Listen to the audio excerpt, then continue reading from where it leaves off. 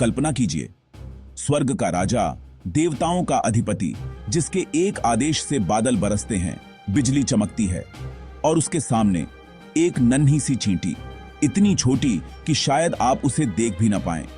लेकिन वही चींटी इंद्रदेव को ऐसा प्रश्न पूछती है जो देवताओं के अहंकार को हिला देता है।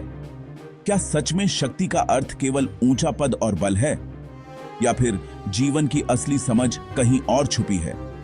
अगर आप जानना चाहते हैं कि एक चींटी स्वर्ग के राजा को क्या सिखा सकती है, तो यह कथा अंत तक जरूर सुनिए।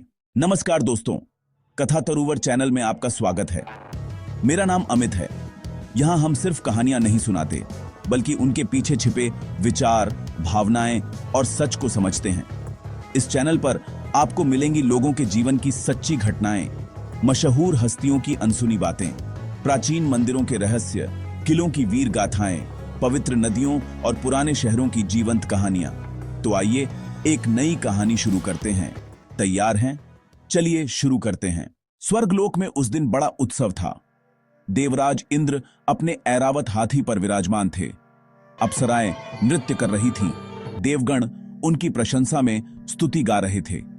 इंद्र को अपने पराक्रम पर गर्व था। आखिर उन्होंने ही तो असुरों को हराया था। उन्होंने ही तो वज्र से वृतासुर का अंत किया था। लेकिन तभी इंद्र की दृष्टि जमीन पर पड़ी। एक कतार में चलती हुई अनगिनत चींटियां, शांत, अनुशासित, बिना किसी शोर के। इंद्र मुस्कुराए और बोले, हे छोटी सी जीव, तू इतनी व्यस्त क्यों है? क्या तुझे पता भी है कि तू किसके सामने चल रही है?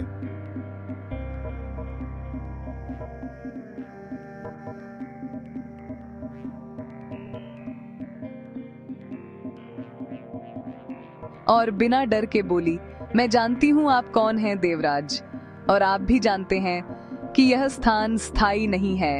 इंद्र चौंक गए। यह स्वर्ग है, यह मेरा लोक है, यहाँ सब कुछ मेरी शक्ति से चलता है।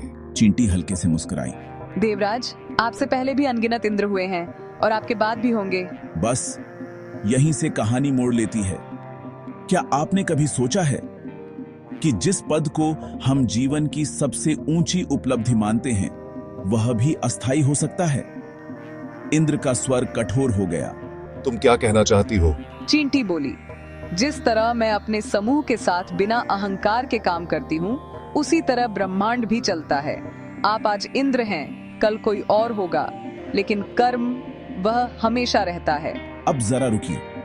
यह कथा पुराणों और लोक कथाओं में मिलती है। इसे हमें ऐतिहासिक तथ्य नहीं, बल्कि प्रतीक और संदेश के रूप में समझना चाहिए। यह कहानी इतिहास की किताब नहीं है, यह जीवन की किताब है। इंद्र पहली बार मौन हो गए। उनका अहंकार, जिसे कोई देवता हिला नहीं पाया था, एक छोटी सी चींटी ने चुपचाप आईना दिखा दिया। चींटी आगे बढ़ गई, ना सम्मान चाहा, ना पुरस्कार, और इंद्र वहीं खड़े रहे, सोचते हुए। इस कथा का संदेश बहुत गहरा है। पद, शक्ति, प्रसिद्धि सब अस्थायी हैं। आज आप ऊंचाई पर हैं, कल नीचे भी हो सकते हैं, लेकिन विनम्रता, कर्म और समझ, यही असली महानता है। दोस्तों, कभी कभी सबसे बड़ी सीख सबसे छोटे स्रोत से मिलती है।